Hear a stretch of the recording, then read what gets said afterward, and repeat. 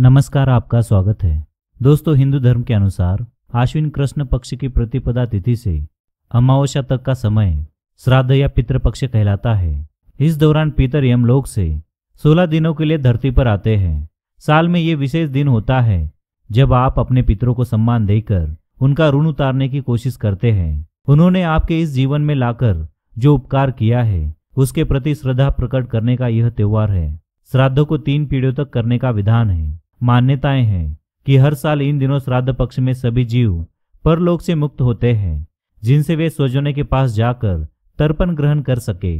3 पूर्वजों में पिता को वसु के समान, दादा को रुद्र देवता के समान और परदादा को आदित्य देवता के समान माना जाता है। श्राद्ध के समय यही अन्य सभी पूर्वजों के प्रतिनिधि माने जाते हैं।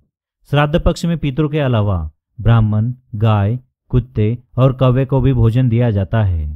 गाय में सभी 33 कोटि देवी देवताओं का वास माना जाता है, इसलिए वह अत्यंत पवित्र और पूजनीय होती है।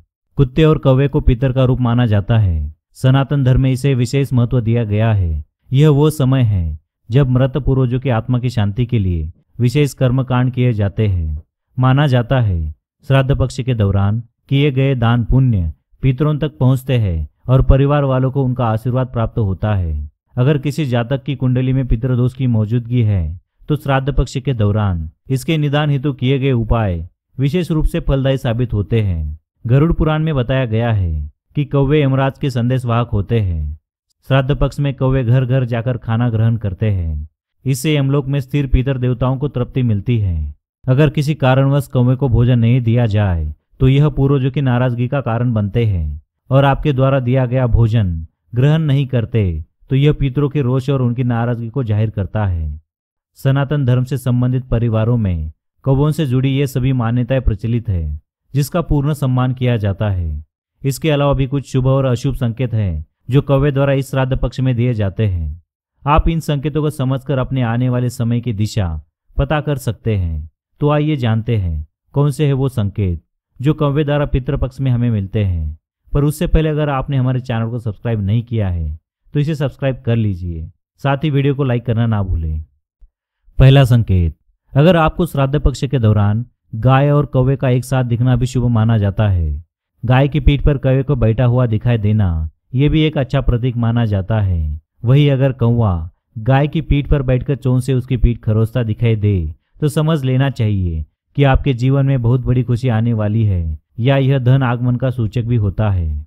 दूसरा संकेत, अगर पितृपक्ष के दौरान कौवा चोंच में तिनका लाते हुए दिखाई दे तो समझ लेना चाहिए आपको बहुत जल्दी पैसा मिलने वाला है। इसके अलावा अगर कौवा चोंच में फूल पत्ती लाता हुआ दिखाई दे तो समझ लेना चाहिए कि आपके पितर आपसे प्रसन्न हैं और आप उनसे जो भी मनोकामनाएं मांगेंगे वो अवश्य ही पूरी हो जाएगी।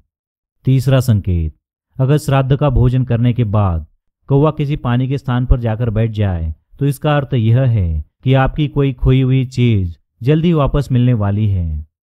चौथा संकेत, पितृपक्ष के समय अगर आपको अनाज पर कोई कौवा बैठा नजर आए तो यह इस बात का संकेत है कि आपको जीवन भर धन धान्य की कोई कमी नहीं होगी और आपके घर पर सुख समृद्धि आने वाली है। पांचवा संकेत, पितृपक्ष के दौरान अगर कौवे के लिए रखा गया भोजन वे आकर ग्रहण कर ले तो इसे शुभ माना जाता है। इसका मतलब यह है कि पितर आपसे संतुष्ट है और आपके द्वारा दिए गए भोजन को ग्रहण कर रहे हैं। छठा संकेत, घर की छत पर अगर श्राद्ध के दौरान कौवे आकर बैठते हैं तो इसे पितरों का आशीर्वाद माना जाता है। इतना ही नहीं, इसका मतलब होता है कि जल्दी आपको पैसा मिलने वाला है। तो दोस्तों, ये थे वो संकेत जो पितृपक्ष में कौवे द्वारा मिलते हैं। वीडियो पसंद आए तो लाइक करें, दोस्तों के साथ शेयर करें, साथ ही चैनल को सब्सक्राइब करना ना भूलें। कमेंट में जय श्री कृष्ण अवश्य लिखें। धन्यवाद।